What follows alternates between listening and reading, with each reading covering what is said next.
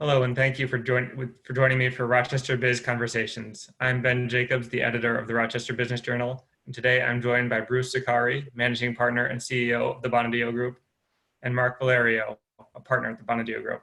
Thank you for taking the time to chat with me today, Bruce and Marc. Pleasure. Thanks for having us. Absolutely. So COVID-19 hit our area right in the middle of one of the busiest times of year for your company, and the government response to the pandemic has completely changed several tax rules and deadlines. How did the Bonadio Group go about keeping clients updated and informed while simultaneously trying to figure out how to shift to a remote work model? So yeah, as you can imagine, it presented a lot of challenges to us. One of the most important things for us, Ben, was to make sure that our clients were well informed and updated as to how all this change and all these government package, the CARES Act and other government subsidies, how it impacted them, how it could help them. Early on, literally as it was passing through Congress, we started our first client webinar, and we had 15 of them through March. From March through July. They were based on segment and industry specific topics. They were very detailed in terms of the CARES Act and how each company could take advantage of the CARES Act. And to our surprise, we had thousands of people on those original webinars. I remember our first one, I think we had 3,000 or 4,000. Got to the point where we were having trouble with our technology because we had so many people on, and they were clients and non-clients. We invited anybody who wanted to be a part of it. We invited, and so we were pretty proud of, we were able to keep a good deal of the business community informed very early on, when there was a lot of confusion. We had a whole team of people that got up and running and learned that the CARES Act and all the particulars very, very well. So also we had emails go out on a very regular basis. We probably had 50 pieces of content that we distributed via client alert emails. We had a COVID specific newsletter. We created a COVID microsite on our website. So communication was kind of our main theme. And of course, all this was happening as we brought our 800 people to a remote workforce. We converted to a remote workforce literally in 48 hours. And credit to our IT department, we had very few glitches. And so that was a big part of our, of being effective in being able to serve our clients.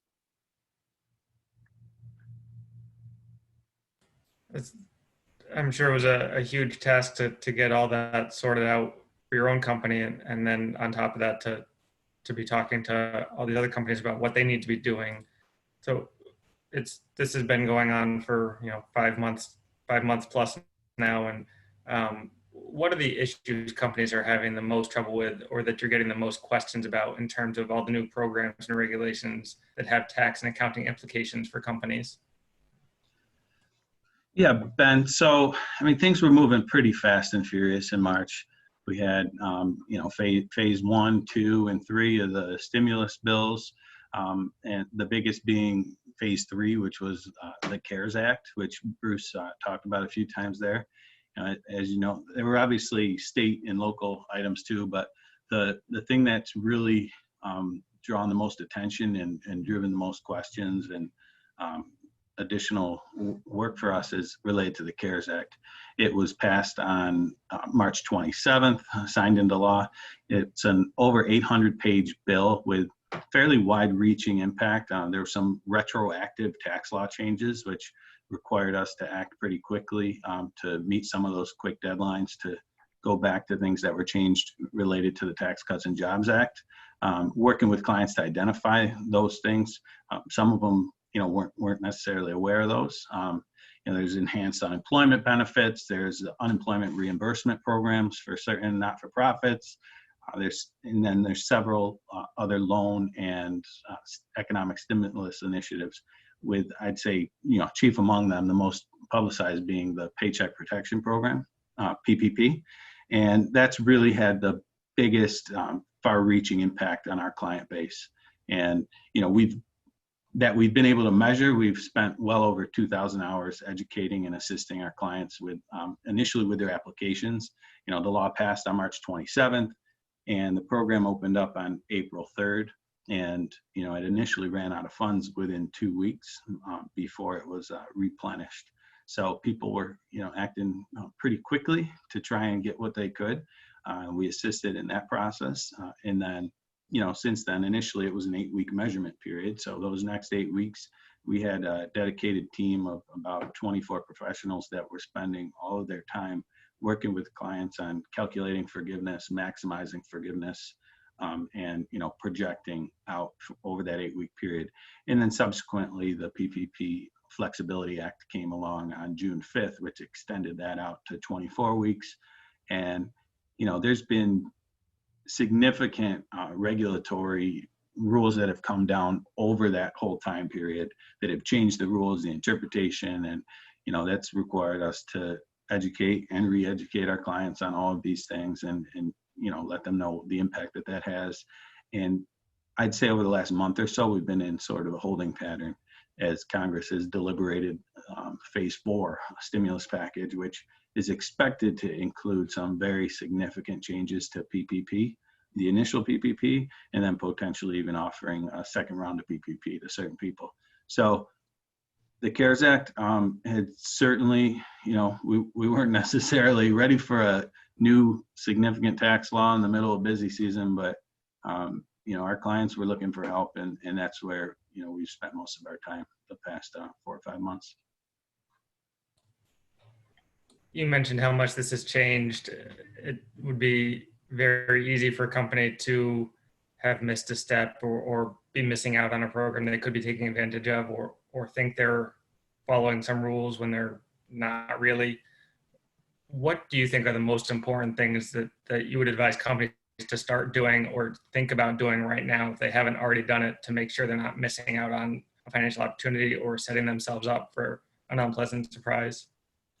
I'd say, starting with PPP, and again, I talk about this because I think it impacted probably 90% of our clients. If you obtained a loan, obviously loan forgiveness, paying attention to when your lender is opening up the application process, talking to your CPAs about the potential implications of applying for forgiveness now versus potentially waiting until the end of the year or early next year. If you didn't obtain a loan, be on the lookout for the next round and see what's there. Technically, the PPP program closed on August 8th, but there were still funds available that were not used. So they may, extend that further or open up a second round like I previously talked about.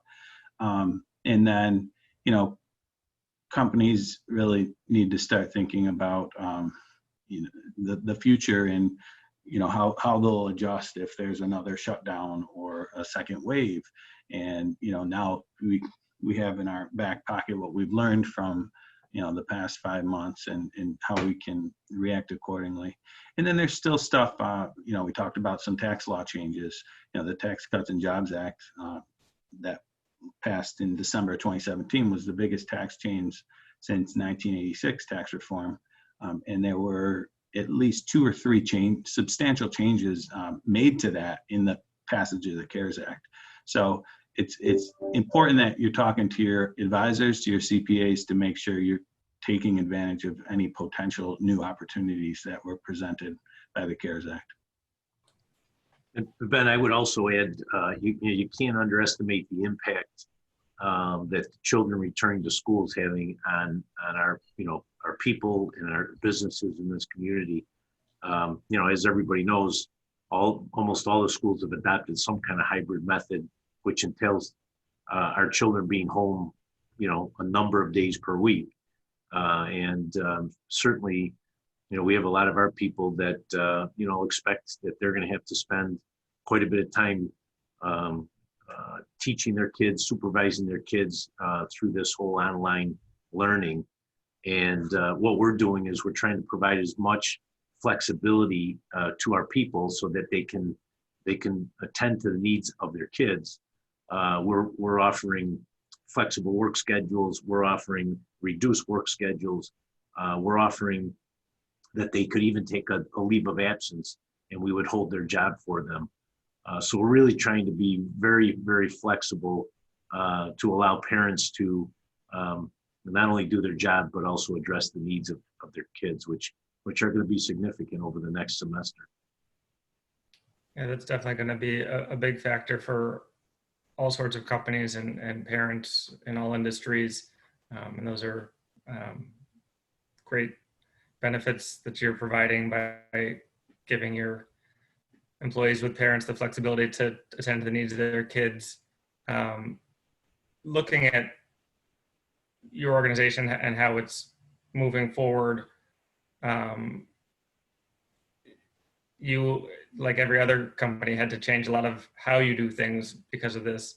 What lessons did you learn from shifting how your operation works to account for COVID-19 restrictions that are going to change how you work even beyond this pandemic? So we certainly learned a lot about how to work remotely and how to allow more flexibility for our people. And certainly that will affect our business model going forward. I don't anticipate that we're going to go to a complete work from home model. I think that much of our culture is steeped in having people here at work, interacting with one another, training one another, collaboratively working as a team.